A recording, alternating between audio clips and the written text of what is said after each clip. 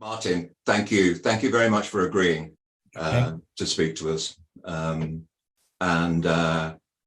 wonder, could you just say a little bit about yourself, sort of generally, in terms of getting into the profession and what brought you into the profession, and maybe what you're doing at the moment, just to locate you, as it were. Okay. Well, during my training at medical school, I decided to do an intercalated degree in psychology alongside the medical qualification, and was very lucky to go to UCL. And I had my tutor at UCL was somebody called Peter Fonagy, who I think is quite well known still in North London. And alongside the sort of standard psychology, there was an opportunity to look at psychodynamics and so on. And so that was sort of a first taster of what possibly psychiatry, psychotherapy could be like. I then did my medical training. Part of our medical training is placements in psychiatry. And I was, again, lucky to work with a very good psychiatrist, Sam Baxter. And that good experience sort of fueled my ambition. When I went to see the professor of psychiatry, she suggested that anyone that wants to do psychiatry should do something before they go into psychiatry. So I went away and I did 2 years general medicine. And then I applied and came back to London and got into the Royal Free rotation, which again was a good rotation because it included, for me anyhow, a year at the Tavistock alongside psychiatric training. And having got my membership, I then moved over to do some research at the Institute of Psychiatry over at King's.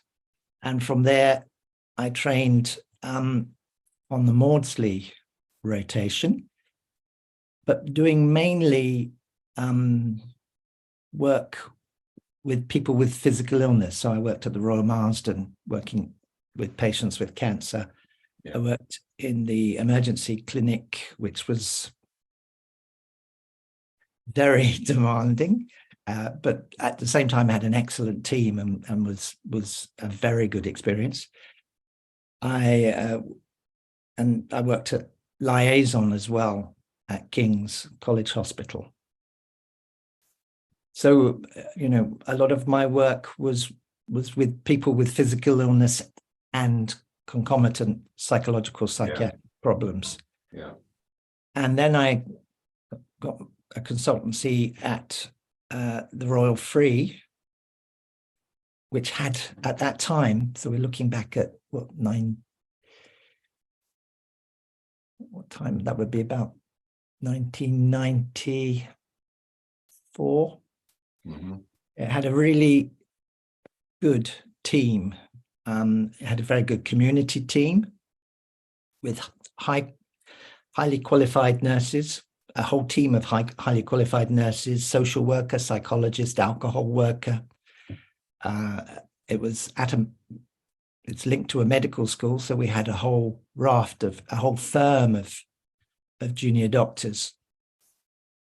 And I also joined a team in a day hospital, which was a purpose-built day hospital on Hampstead Heath. Mm. Beautiful place for the patients, beautiful place for the staff. Mm. And we worked with groups of people. What was that called, Martin? That was Queen Mary's Day Hospital. And a lot of the staff had done the Institute of Group Analysis the first year training, and then developed experience.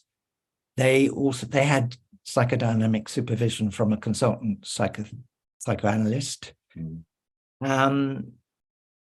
and it was built around psychodynamic principles. So, my job was to assess people in their own homes and negotiate with them, possibly coming to the day hospital and what it was about, and trying to get them to stay. That was key to any work that we were going to do. I need to say that the people that came to the day hospitals were patients on the more severe end of illness. So they were people with either severe conditions, or they represented a degree of suicide risk that perhaps the rest of the community team weren't willing to take on. Yeah. Or there were people that were regular attenders, perhaps in A&E, or with their general practitioners, and their general practitioners were distressed and concerned about them. Yeah. So these were people that, in effect, what we tried to do was to keep them out of hospital, and manage them at their own homes and in the day hospital.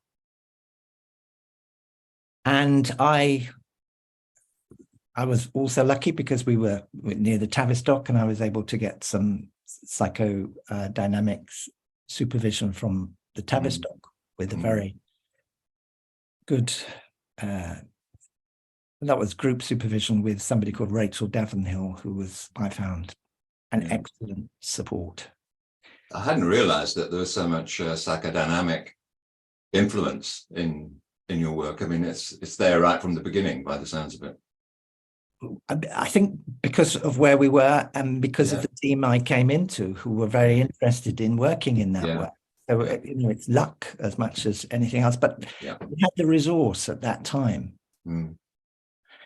And of course, as it happens, just before the whole thing began to fall apart, we got an award for the plaque that went up on the wall and so on, from the patients that used the service. They all voted that the service was good, and it was incredibly rewarding. That aspect. Then what happened was there were then cuts coming into the NHS. At that time, we were in an acute trust, the Royal Free Acute Trust. They then decided to move psychiatric services out of acute trusts into what they called mental health trusts. So we were North Camden, and we were moved to a Camden and Islington trust. So all the mental health services came together, and I guess we brought with us our budget, and they brought their budgets. Yeah. And my contract was with the Royal Free. I think there were cuts being made, and what happened was that I managed to get a place in the medical school. So I then moved from being in the NHS to being employed by the medical school, because I'd done my doctorate at the institute, and I'd done a lot of research with that. I moved into the medical school, which eventually became UCL. They were merging all the medical schools, so it eventually became UCL Medical School. Is this all going on under New Labour then? This is before 2010. Yeah.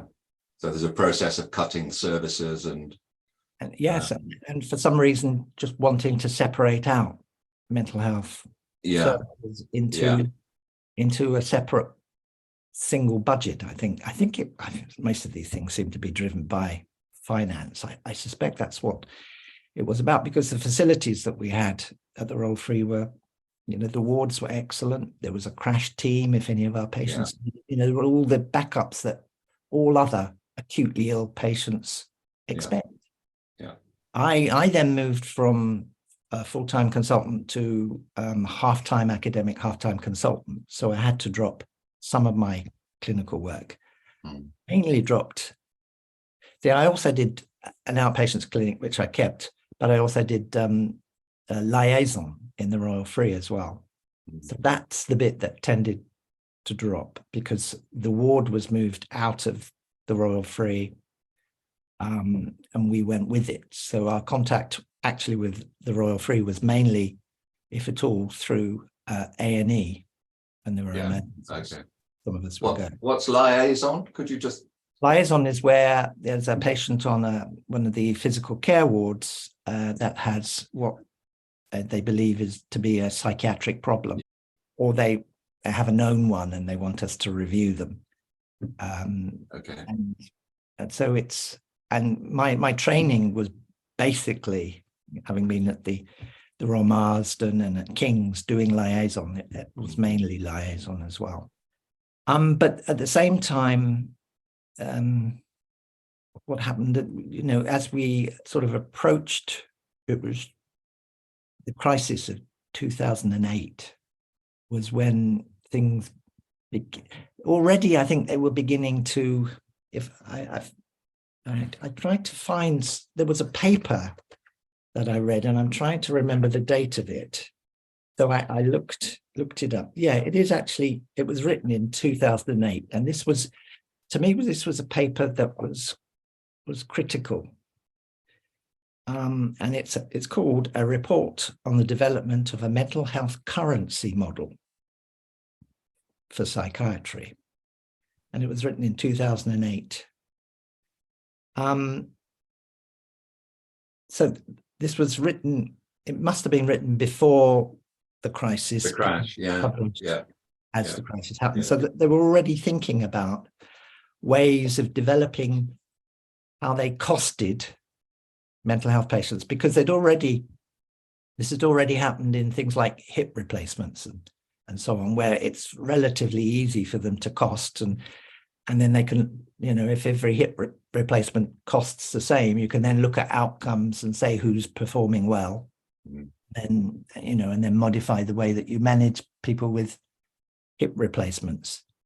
And they wanted to do exactly the same for psychiatry. They wanted to be able to classify they wanted to give a cost to absolutely every condition that we believed that we were seeing.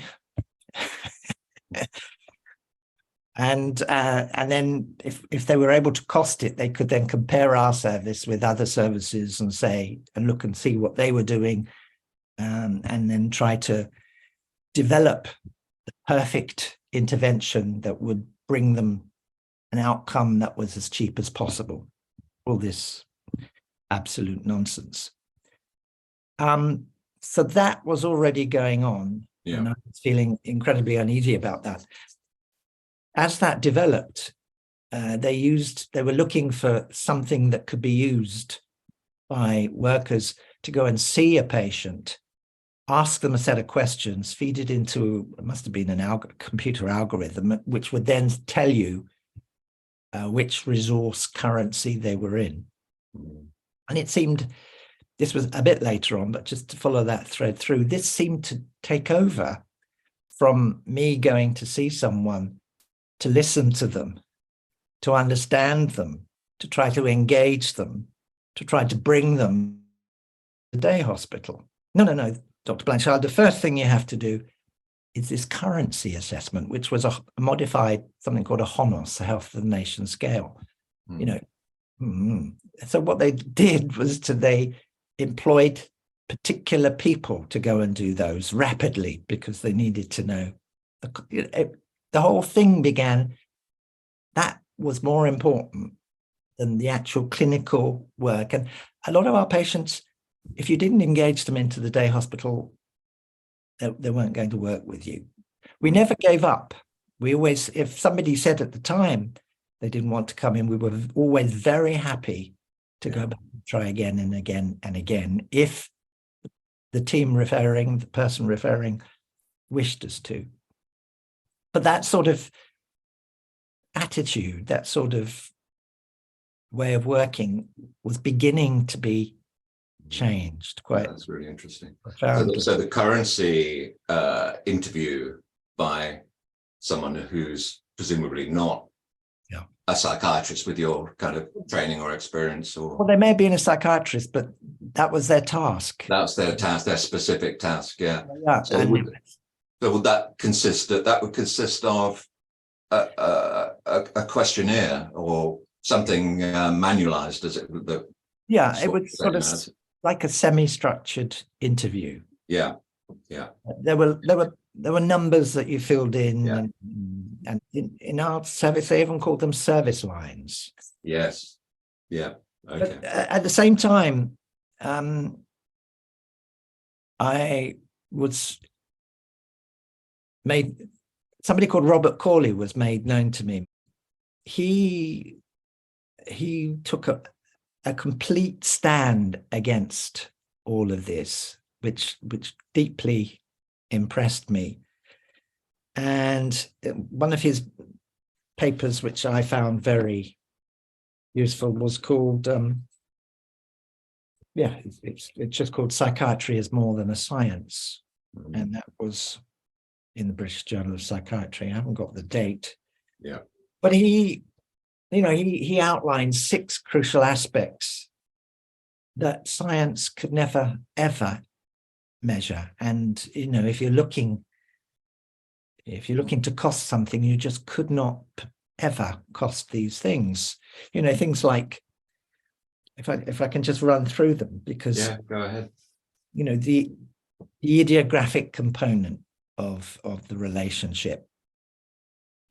So the uniqueness of the individual and shared characteristics.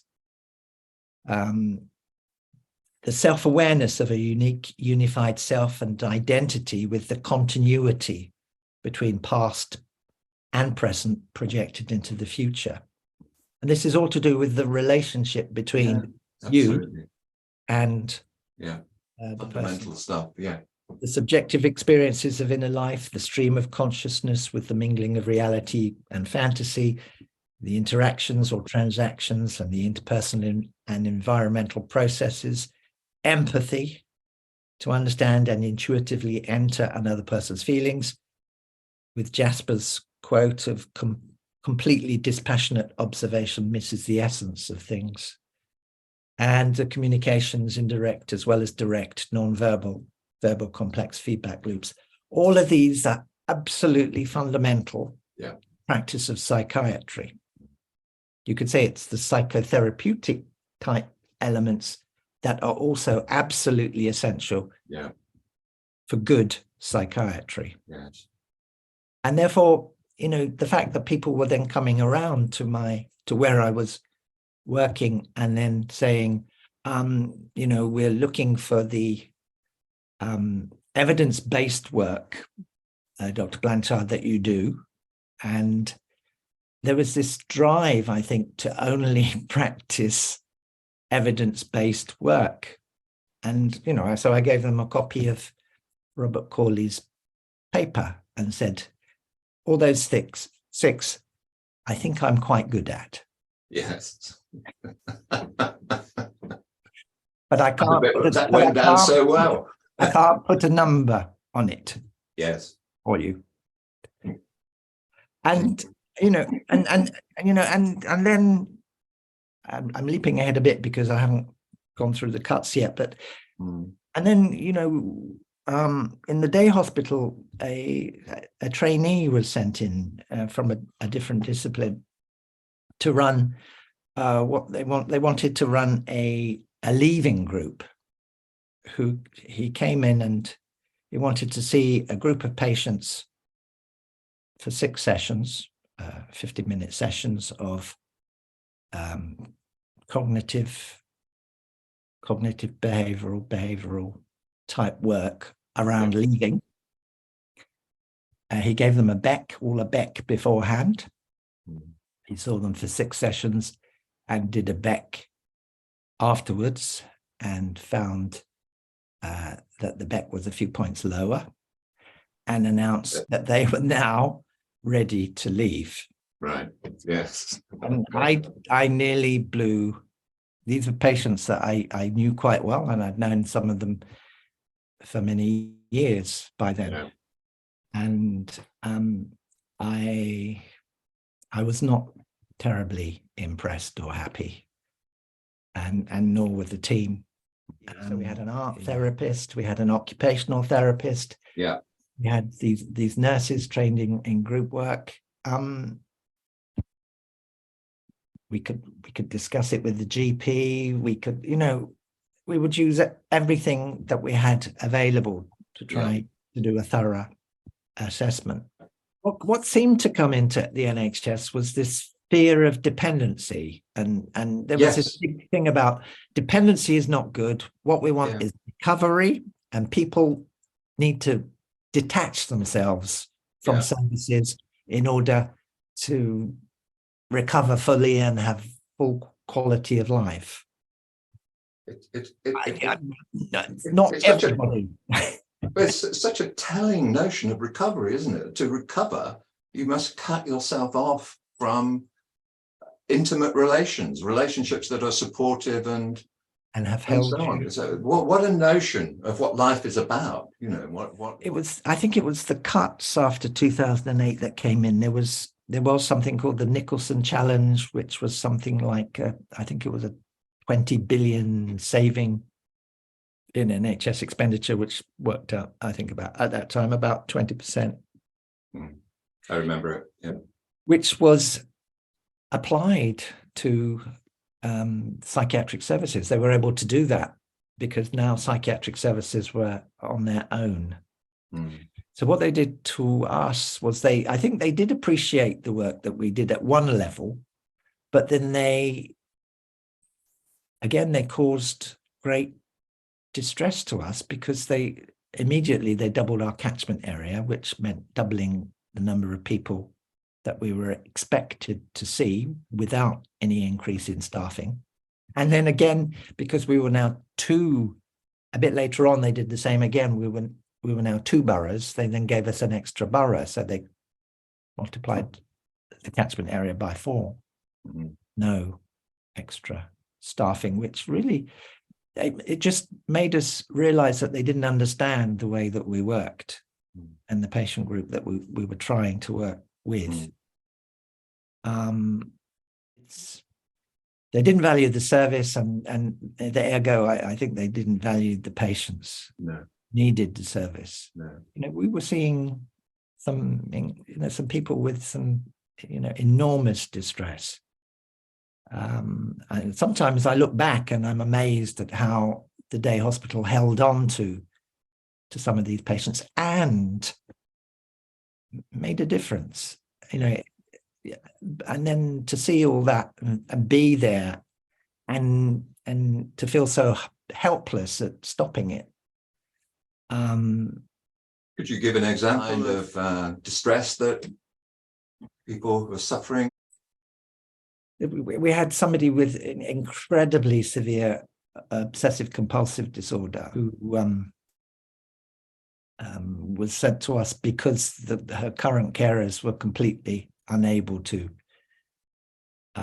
manage her, and she came to us, and the amount of work that we required, I think, if I remember rightly, her carers, she was quite wealthy and she actually had purchased care in a day hospital somewhere else, and they were unable to continue despite the fact that she was paying, because I think they were finding her so disruptive, and the worry was that she might end up on an acute ward. So we took her on, and despite the fact that she had to ask everybody their name several times, everybody in the building their names several times before she left, or else the person that she missed out would die, we were able to work with her. We were able to contain her anxiety. We were able to bring her to the day hospital. And then she was able to engage with our psychologist. And then we were able to think with her about her future and where she wanted to be, and could we find somewhere with her. And that was one amongst lots of others. There were lots of people with what I perceive now as being chronic PTSD from events in the past, who were regularly threatening suicide, and needed to be held, if only for a while, and then they would leave again, and then They would come back. Maybe come back again. Yeah. Yep. And again, you know, patients were told that we were always there, and which we were until they sold the place, turned it into penthouse apartments, and we were moved to a couple of rooms in Camden Road, which was nothing like as good. And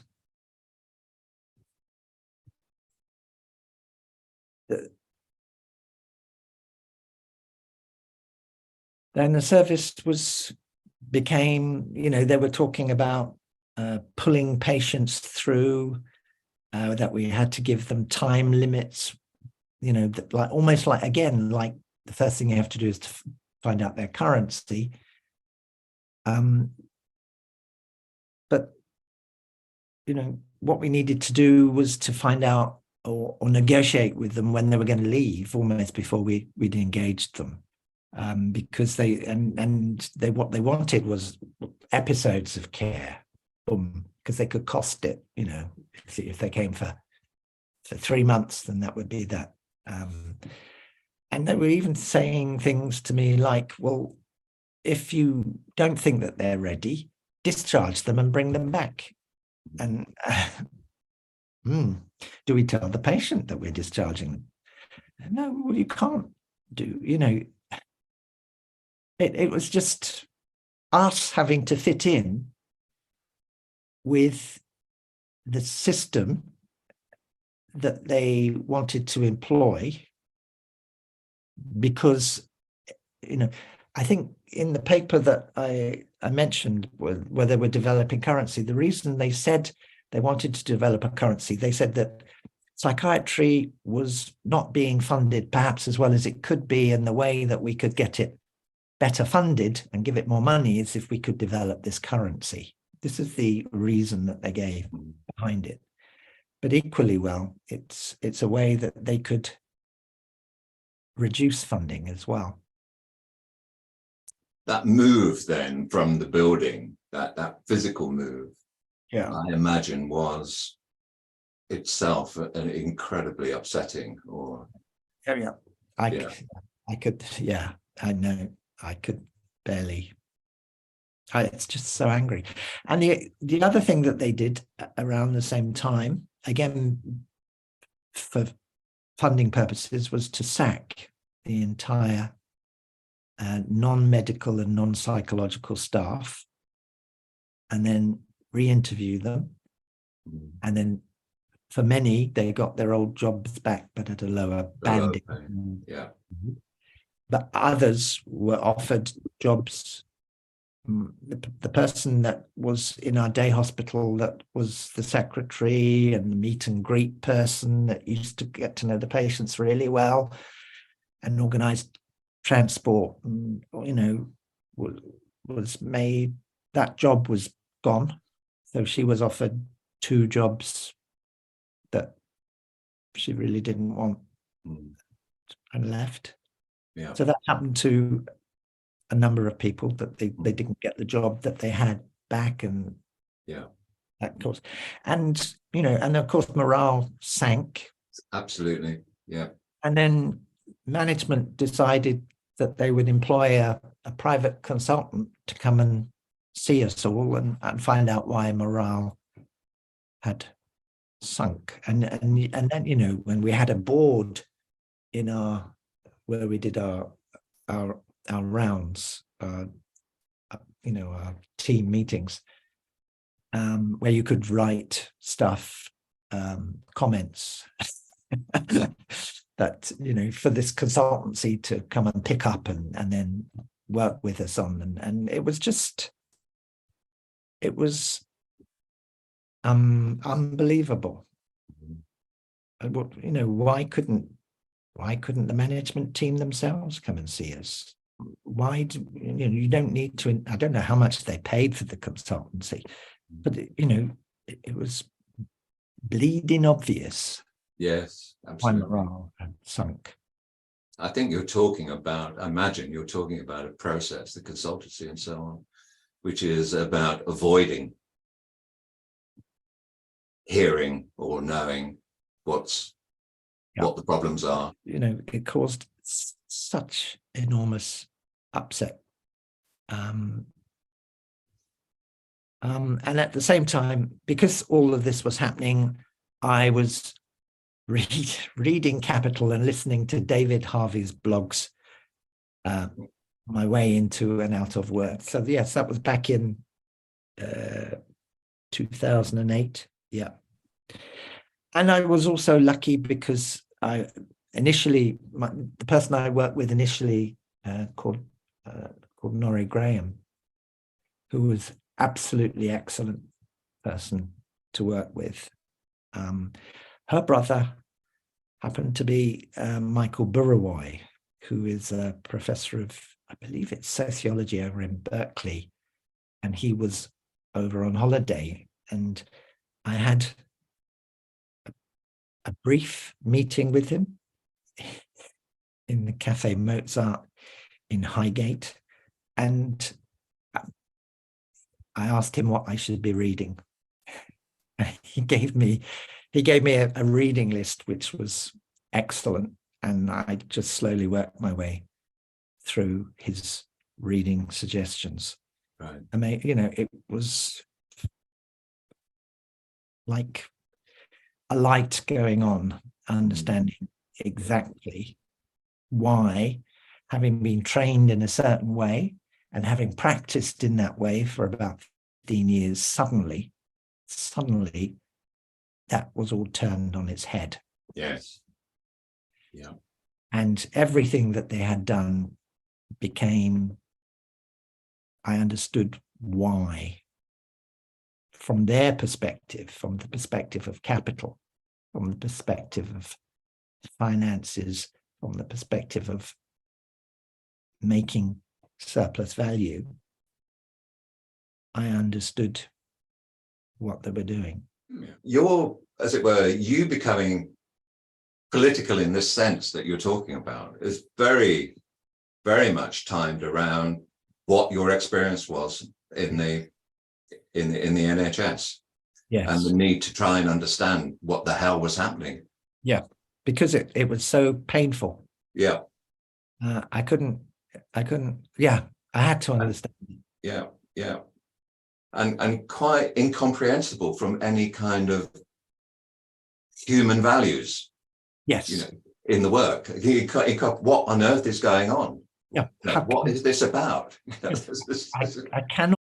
cannot treat people the way that you are asking me to treat them. Yes. Yes. They even wanted me to stop my outpatients. My outpatients were people that I felt, and they seemed to require seeing me in order to either keep them well or to keep them out of hospital or whatever. There weren't many. No. But they, we tried many other things. Some of them I inherited from previous consultants who had seen them for years and felt that they needed continuing care. And yet they expected me to suddenly discharge them. Oh, if they break down, then you can take them back. No, that's not the way. No. Yeah. Well, the building was going to be sold, whether we liked it or not. The building was beautiful, really. Yeah. To invite somebody, anybody to that building and say, this is where we're going to care for you. Mm. It was a pleasure. Yeah. And they were, the number of times I would, happened a few times, but I would go to somebody's home and see them in their home, and they'd say, is this the NHS? Yes, I work for the NHS. Same with the building. Mm. This is the NHS. Yes. Yes, it is. Mm. And one colleague, who I won't name, but when I was thinking of leaving and discussing it and handing in my notice, I think, but Martin, the problem is you treat all your patients as if they're private patients. And I just flabbergasted. By which he means people. You're treating them as if they're people. So I treat the NHS patients differently. Yeah, yeah, And, there was already this, idea, obviously, in some people's minds, that we just do the minimum almost, that we need to run a cheaper service for NHS people. yeah. And of course, the thing she was talking about was time. Mm, It's the time that you give these people, the time yeah. that you listen to them, and allowing them to stay in the day hospital. Mm, And, you're being profligate with our money. And, yeah. I, yeah. I mean, it is the obvious argument, isn't it? Is that, obviously it's labor intensive to make relationships with people, relationships that really make a difference to their lives, how they're feeling, as well as our lives along the same route. That's the point.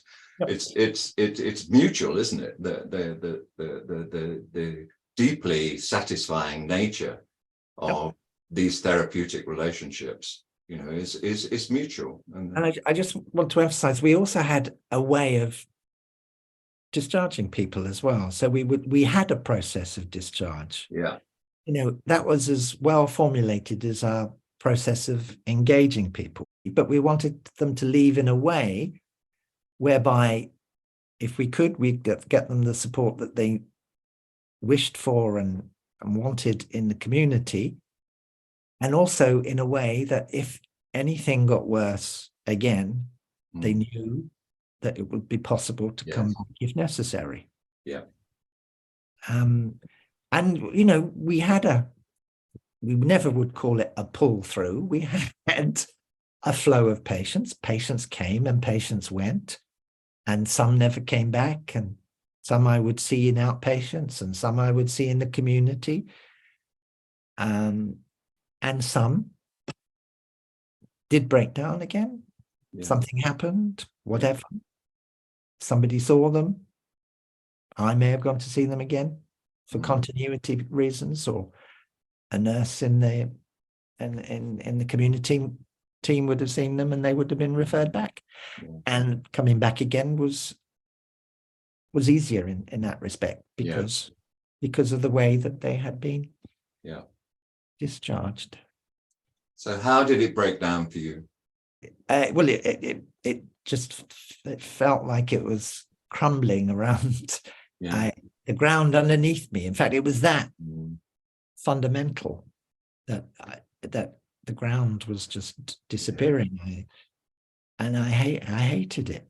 But the team dissipated, the ideas, the training, the skills went with the members of the team as they went. And there may well be a team still functioning, but I'm not certain how they work. And it may be that the trust has reined back on some of these ideas. I just don't know. No.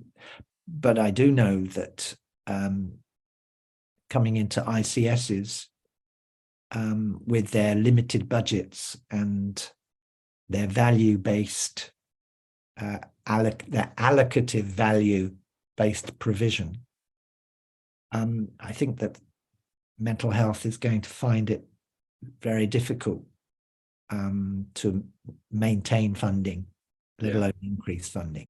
So, which is, something I want to uncover and make public. You're in the process of doing. Yeah.